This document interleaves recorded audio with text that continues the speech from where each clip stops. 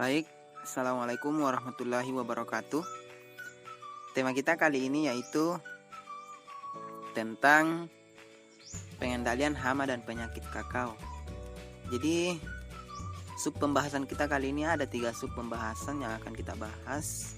Di antaranya yaitu pengendalian hama, kemudian yang kedua apa yang dimaksud dengan hama, kemudian yang ketiga penyakit kakao.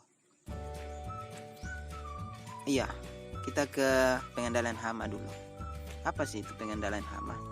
Baik, jadi pengendalian hama ini adalah suatu konsep atau cara berpikir dalam upaya pengendalian populasi atau tingkat serangan hama dengan menerapkan berbagai teknik pengendalian yang dipadukan dalam suatu kesatuan untuk mencegah kerusakan tanaman dan timbulnya kerugian secara ekonomis, serta mencegah kerusakan lingkungan dan ekosistem. Jadi teman-teman, pengendalian hama ini terbagi atas 4 macam lagi. Yang pertama ada pengendalian secara biologis, kemudian yang kedua ada pengendalian secara mekanis, ketiga mengganggu siklus perkembangbiakan hama, kemudian yang keempat pengendalian menggunakan pestisida. Pengendalian secara biologis ini merupakan cara yang alami dalam kehidupan, yaitu dengan menggunakan musuh alami dari hama tersebut.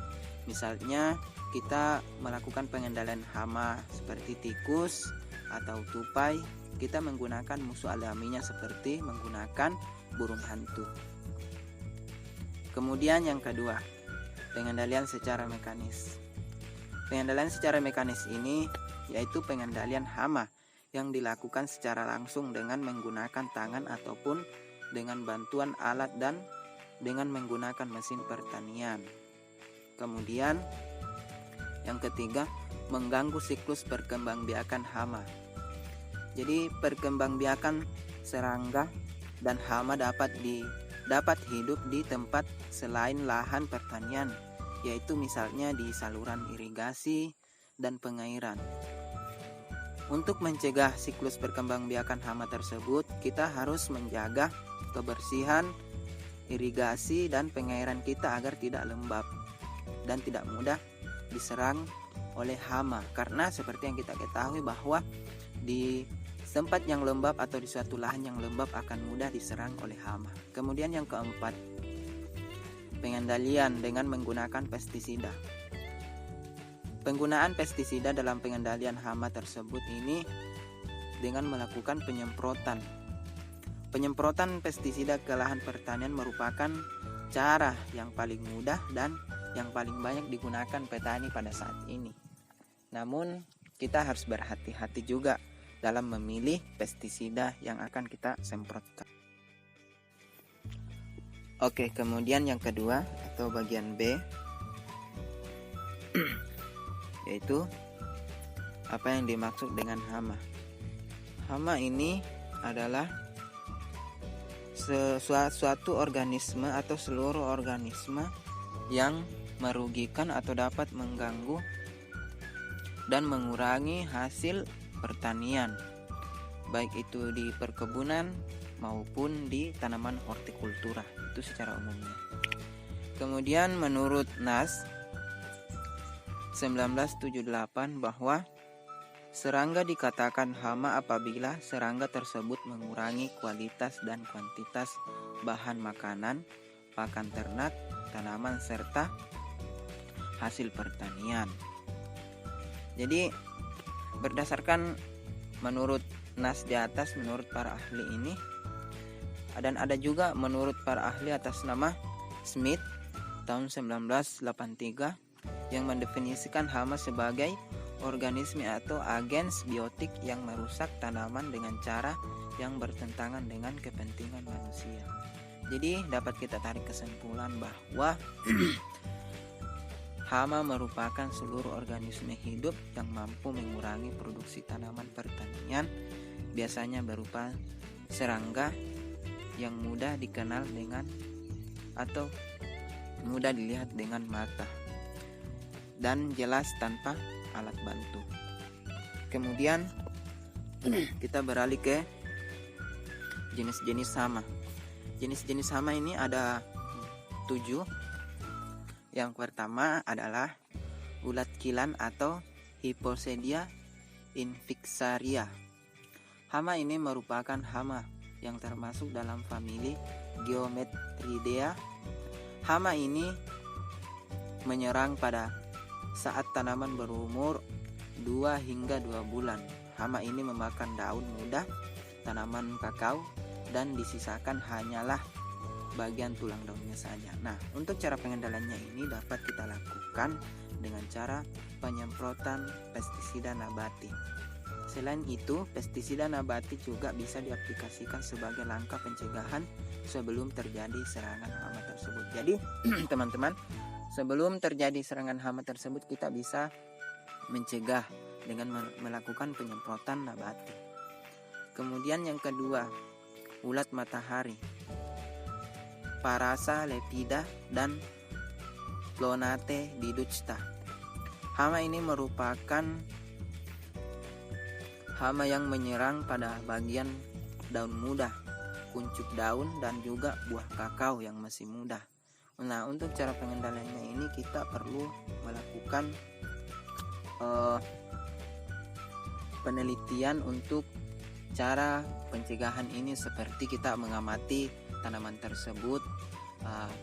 Apabila ada ciri-ciri untuk ada gejala serangan hama tersebut, nah kita perlu menindaklanjuti secepatnya agar tidak terjadi kerusakan yang lebih besar lagi. Kemudian yang ketiga, ulat jaran atau Dasycira inclusa. Hama ini merupakan hama yang dari anggota famili Limanthieridae.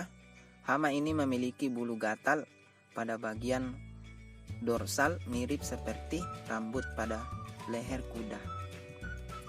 Nah, untuk cara pengendaliannya ini dapat kita lakukan dengan melepaskan predator alami ulat ini, yaitu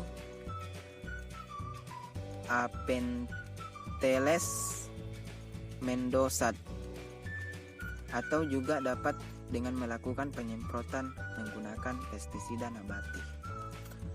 Kemudian yang nomor 4, kutu putih atau Pseudochacus lalacinus. Hama yang satu ini menyerang buah kakao yang masih kecil.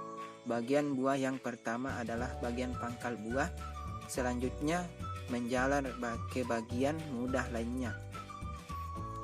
Buah yang terserang hama ini akan memiliki pertumbuhan yang terlambat, kemudian buah tersebut akan kering dan mati. Nah, untuk cara pengendaliannya dapat dilakukan dengan cara pemangkasan bagian yang terserang hama, lalu membakarnya. Untuk mengapa kita perlu membakar setelah kita melakukan pemangkasan? Agar hama tersebut mati, agar hama tersebut tidak bisa lagi berkembang biak untuk menyerang tanaman kita. Kemudian yang kelima, kakao moth atau lalat buah, Achrorechops cranerella. Hama ini merupakan anggota dari famili Litacoledidae. Hama ini menyerang bagian buah kakao. Yang diserang adalah kakao yang masih muda. Nah, untuk cara pengendaliannya dapat dilakukan dengan cara melakukan sanitasi kebun, menyelubungi buah dengan plastik atau yang lain dengan bagian bawah terbuka.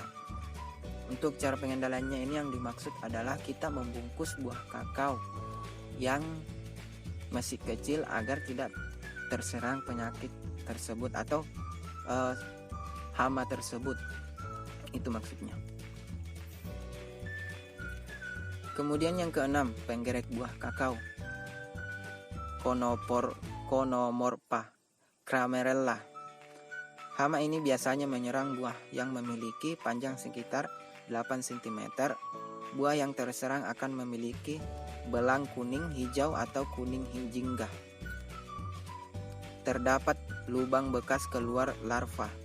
Jadi hama ini menyerang buah kakao panjangnya sekitar 8 cm.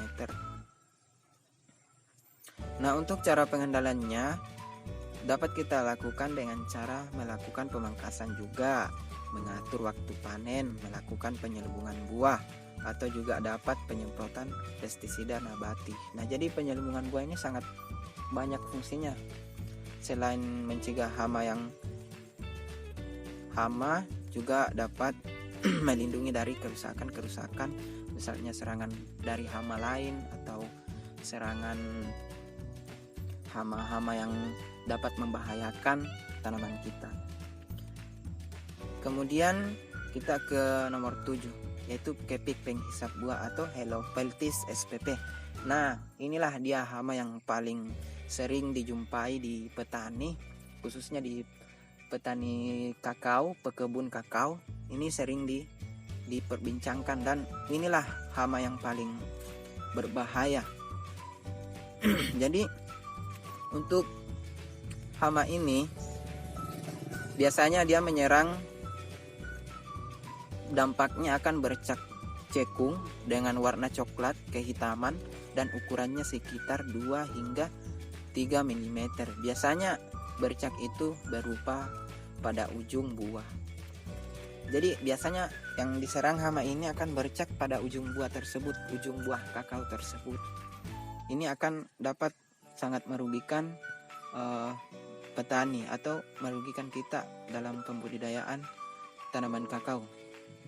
Nah, untuk pengendaliannya kita bisa melakukan dengan penyemprotan dengan pestisida nabati untuk melepaskan predator alaminya, yaitu semut hitam. Jadi dalam pencegahan hama ini kita perlu berhati-hati, kita perlu konsisten dalam menjaga kebun kita untuk pengendalian hamanya agar mendapatkan hasil atau produksi. Dan yang terakhir adalah penyakit pada tanaman kakao. Nah, beberapa penyakit yang sering menyerang tanaman kakao ini adalah penyakit busuk buah kakao yang disebabkan oleh Phytophthora palmivora, penyakit kanker batang kakao Phytophthora palmivora, penyakit VSD atau vascular streak dieback, tanaman kakao yang disebabkan oleh infeksi cendawan, dan penyakit jamur akar tanaman kakao yang disebabkan oleh cendawan. Jadi penyakit kakao ini ada 2. Yang pertama ada penyakit busuk buah kakao, kemudian yang kedua ada penyakit kanker batang tanaman kakao. Nah, penyakit busuk buah kakao ini adalah penyakit kakao adalah salah satu penyakit penting yang sering menyerang tanaman kakao atau penyakit yang harus kita ketahui dari tanaman tersebut. Penyakit ini disebabkan oleh infeksi cendawan Phytophthora palmivora. Pada buah cendawan Phytophthora palmivora ini sebenarnya juga dapat infeksi atau menginfeksi pada bagian tanaman kakao lainnya seperti batang, daun, tunas, bahkan bunga. Nah, penyakit ini sangat berbahaya bagi tanaman karena dia mampu menginfeksi bagian batang, daun, atau tunas tanaman kakao. Penyakit ini dapat menyerang semua fase pertumbuhan buah, mulai dari buah pentil hingga buah dalam fase kemasakan atau menuju kematangan dan yang siap dipanen. Jadi penyakit ini sangatlah berbahaya bagi tanaman kakao. Kemudian yang kedua, penyakit kanker batang tanaman kakao. Penyakit kanker batang ini adalah suatu penyakit penting juga yang harus kita ketahui, atau penyakit ini yang disebabkan oleh infeksi cendawan Phytophthora palmivora pada batang dan cabang tanaman kakao. dan juga penyebab penyakit busuk buah tanaman kakao ini sering menyerang kebun kakao yang lembab. Jadi di sini untuk mencegah cendawan atau kanker batang tanaman kakao ini perlu kita mengatur pola pemangkasan kita agar tidak lembab ya, agar tanaman penyakit tersebut tidak mudah diserang oleh tanaman kita yang kita budidayakan seperti tanaman kakao. Jadi penyakit kakao ini merupakan penyakit spesiesnya tersendiri atau penyakit bawaannya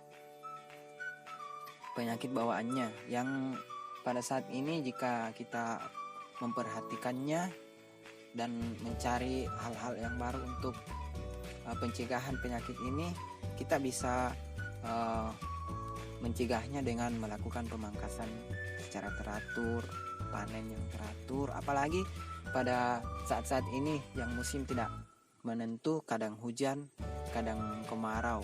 Jadi khusus untuk pada musim hujan, kita perlu melakukan pemangkasan yang rutin agar tidak terjadi kelembaban pada lahan kita, baik itu di area tanaman kita, di irigasi atau salurannya, yang dapat mengundang hama atau perkembangbiakan penyakit yang dapat menyebabkan kerusakan tanaman kita. Mungkin itu saja dari saya.